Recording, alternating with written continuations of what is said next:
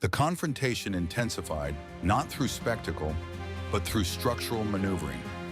After the initial fine and Musk's public pushback, both sides entered a phase of strategic positioning. Neither Brussels nor Musk sought immediate rupture. Each understood the scale of what was at stake. The European Union's digital services architecture had been crafted to establish Brussels as a global regulatory anchor. Musk's platform, however, operated as a border-transcending digital ecosystem whose infrastructure did not neatly align with territorial governance. Within Commission headquarters, policy architects analyzed exposure pathways.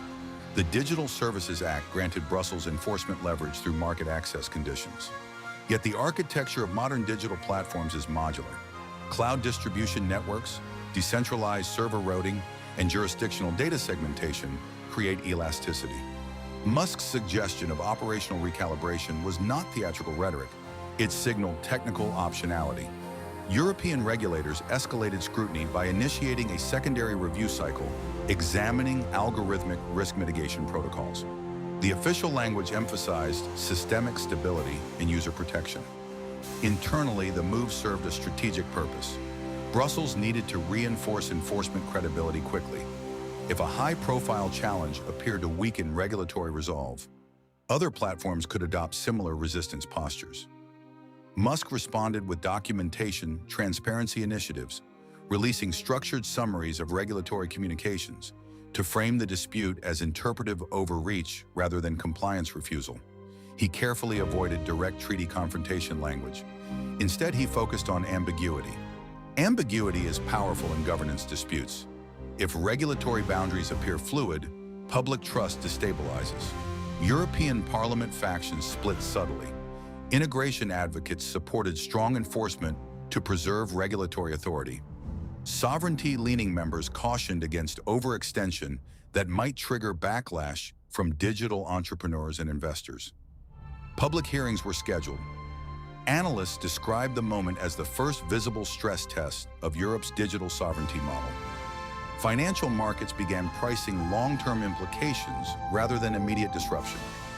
Venture capital analysts questioned whether EU regulatory assertiveness might reduce startup incentives within European digital ecosystems. At the same time, civil society groups defended Brussels, arguing that unchecked platform influence risks democratic erosion. The confrontation evolved into a narrative contest over legitimacy. Brussels framed its action as rights-based governance protecting citizens. Musk framed resistance as defense of open digital architecture. Neither narrative was entirely simplistic. Both contained strategic logic. Behind closed doors, technical teams examined compliance compromise pathways. The Commission proposed structured transparency dashboards allowing regulators to monitor algorithmic exposure metrics without public release of proprietary models. Musk's engineers countered that real-time regulator oversight could compromise competitive positioning and open security vulnerabilities. The dispute now extended into technical epistemology. How much algorithmic visibility constitutes accountability without enabling manipulation or exploitation? Digital governance requires balancing opacity and transparency. Too little transparency undermines trust. Too much transparency invites gaming. Global observers track the standoff closely. In Washington, policy think tanks analyze whether Brussels' assertiveness might push American tech firms toward fragmented compliance frameworks.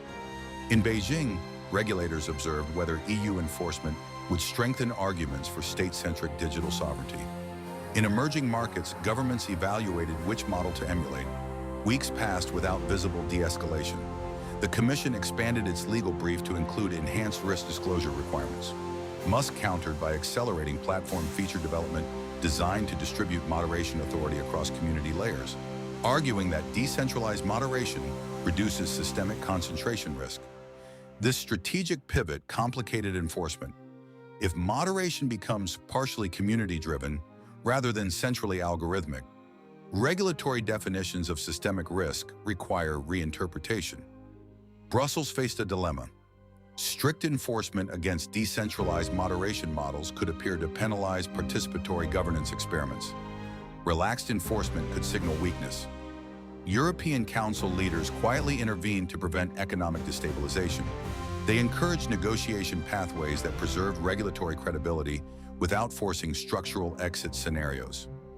Neither side wanted to test the extreme outcome of platform withdrawal from the EU market. The economic ripple effects would be unpredictable. Media narratives intensified. Headlines framed the dispute as digital Cold War between state regulation and platform autonomy. Yet beneath the rhetoric lay technical negotiations involving compliance metrics, audit timelines, and definitional precision. Musk's strategy emphasized speed. He accelerated infrastructure diversification beyond EU-hosted nodes, not as immediate withdrawal, but as resilience demonstration. Brussels interpreted the move as leverage signaling. The Commission initiated public consultation sessions on algorithmic governance refinement. This move reframed the confrontation as democratic process rather than executive edict. Public participation diffused some political tension while reinforcing regulatory legitimacy. However, digital activists split.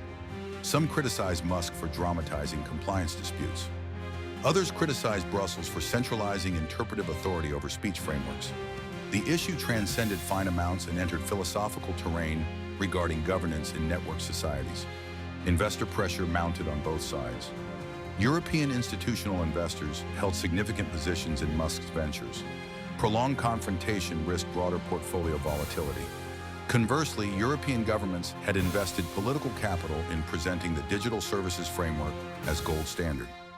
An inflection point emerged when independent digital governance scholars published a comprehensive analysis comparing EU demands with global regulatory precedents. The report concluded that while Brussels enforcement fell within legal scope, interpretive elasticity and systemic risk definitions required clearer codification to avoid arbitrary expansion. The report shifted discourse. It did not exonerate Musk. It did not condemn Brussels. It emphasized structural clarity. In response, the Commission announced intent to refine risk categorization thresholds, establishing tiered compliance triggers based on user impact metrics rather than broad definitional triggers. This signaled recalibration without retreat.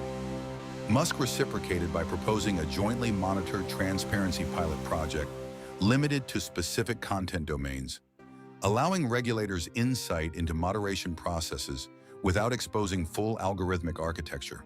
The standoff gradually transformed into negotiation architecture. The €20 million fine remained formally intact, but its symbolic weight shifted from punishment to precedent. Months later, the outcome crystallized not as victory for either side, but as evolution of digital governance norms. Brussels retained enforcement authority but clarified definitional boundaries. Musk maintained platform autonomy while accepting structured transparency channels. The digital crisis predicted by early headlines did not culminate in collapse. Instead, it catalyzed institutional adaptation. Europe strengthened oversight precision. Musk strengthened infrastructural resilience. The global digital governance landscape absorbed a new precedent. Confrontation can produce calibration rather than fracture. Historians would later interpret the episode as formative in the maturation of supranational digital regulation. Not because a platform was destroyed, not because Brussels was weakened, but because enforcement encountered resistance and evolved through friction. Power in the digital era does not operate solely through fines or declarations. It operates through architecture. Architecture reshapes under stress. The confrontation between Musk and Brussels demonstrated that regulatory sovereignty and platform autonomy exist in continuous negotiation.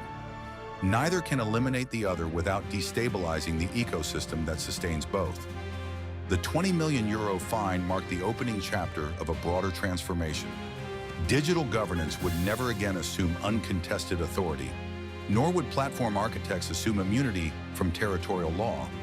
The crisis did not end with destruction, it ended with recalibration. And recalibration in institutional history often proves more consequential than victory.